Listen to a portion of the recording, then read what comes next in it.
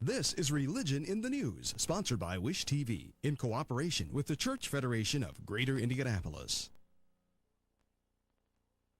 Good morning. Welcome to Religion in the News. I'm J.R. Ryder, and joining me today is Kiera Davis and Gabrielle Campo. Our guests talk about the craft of making cakes, an intercultural reception at the State House, and an upcoming United Way event. News 8 reports on the teenage shooting in Martinsville on Friday. Stay tuned.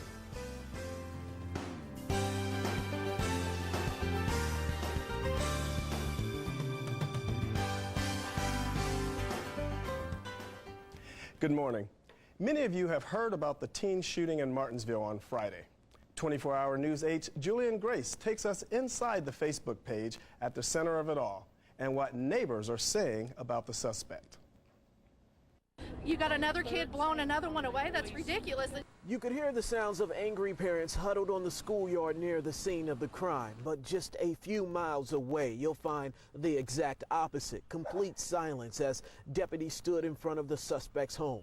They've just moved in about 2 weeks ago. Around these parts, neighbors know little about the teen or his family, except that they like to entertain a lot of guests. There's always a lot going on, like at nighttime. Like if I get up to get a drink out of my kitchen, I always see the lights on, and there always seems to be people that are leaving and coming and going. Tanya Haltom knows more about the accused shooter. He's her son's best friend, and just last night, he stayed in her house. And he seemed fine.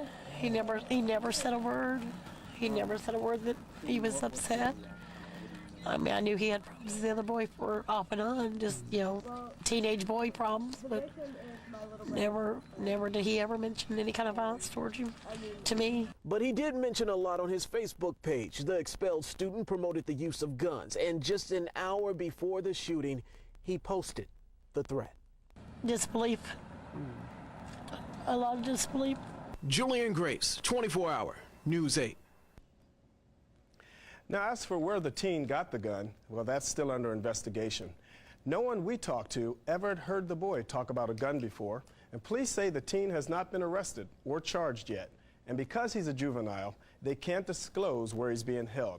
Our prayers are with their families.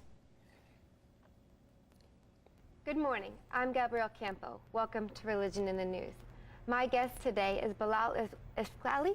Ishqali. Sorry, I was practicing it and I messed it up. Well, welcome to Religion in the News. Thanks for having me. Thank you very much for coming. I know you're the executive director for the Niagara Foundation. So can you share with the audience a little bit about the Niagara Foundation? Well, Niagara Foundation is a nonprofit foundation which aims to bring people together around common values for friendship, peace, and unity in the community. And for this purpose, we organize luncheon forums, intercultural friendship dinners, Abrahamic dinners, lecture series, and also we organize friendship trips to Turkey to meet with the government officials, civic leaders, local people in Turkey. So basically I can summarize what we are doing in the community with all these events, and all our efforts taking place in 4 major cities in Indiana, in Bloomington, Indianapolis, Lafayette, and Fort Wayne area. And through these events, we met with many people, we became friends, and we started cooperating with all these friends around the multi-beneficial projects which will better the community. And it's going wonderful, and because of all our efforts, we received a special award from FBI. It is called Community Leadership Award. And also, I received another special award from Governor, which is called Distinguished Hoosier Award. And of course, this was a great honor to receive all these awards from our leaders. And so today we received this support from people from leadership levels, specifically legislators, civic leaders, leading academics, and many influential people today. They see what we are doing very important, and they see it as a need in these days, and they support us, and we are doing our best to contribute to diverse communities of Indiana by organizing all these events and by promoting peace, unity, and also education in the community. Wow. You have many ways, I think, of promoting peace, from the dialogues to the luncheons to trips. What was your motivation, and when did you get started to you saw the need, and what made you say, okay, this is my role and how I'm going to do it? Well, of course, September 11 was a important thing which inspired us.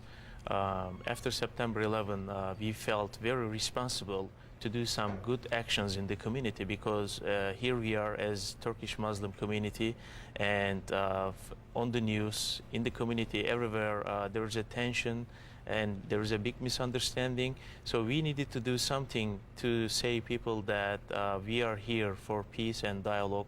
And as Turkish Muslims, we strongly, we are very confident with our faith.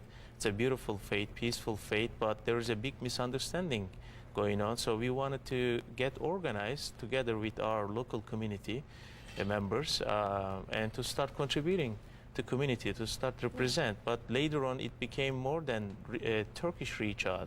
It became more than representing our values, faith properly in the community. It became a huge community service. Yeah. It's a wonderful community service. And what was your first step? Like, what did you say? This is going to be my first effort. To start with the Turkish trip or to start with the luncheons? Well, actually, 4 years ago, when I came to Indianapolis to help the community in Indiana to get organized, the first event I organized was an intercultural friendship dinner in downtown Indianapolis, and that time Mayor Bart Peterson was our keynote speaker. Then Congressman Dan Burton showed his support. He was another speaker. And later on, we continued these dinners in different cities also. So mayors, U.S. senators. Senator Lugar was another keynote speaker at one of these events. Like this, many legislators or U.S. senators, congressmen, or civic leaders showed their support to these dinners, and it grew very quickly. Then we started organizing trips to Turkey. That was my second project I focused when I was in Indiana. And then luncheon forums started, and Abrahamic dinners started.